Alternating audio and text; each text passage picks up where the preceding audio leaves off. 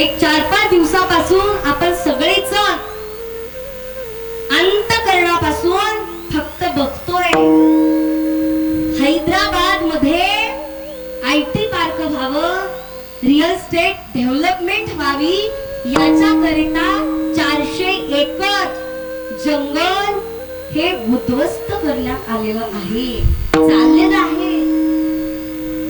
जसं घरातला आधारवड, घरातली आई, घरातला बाप जेव्हा झाडासारखा कोसळतो तेव्हा त्या वटवृक्षाची सावली जेव्हा आपल्यापासून बाजूला जाते तेव्हा अख्खं घर कोलमडलेलं असतं. त्या जंगलातला एक वटवृक्ष, त्या जंगलातलं एक झाड जेव्हा कोसळते ना तेव्हा अख्खं जंगल रडते हो, अख्खं जंगल रडते.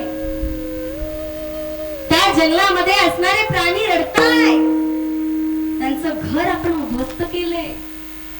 त्या पशु पक्ष्यांचा स्वर कुठेतरी गुप्त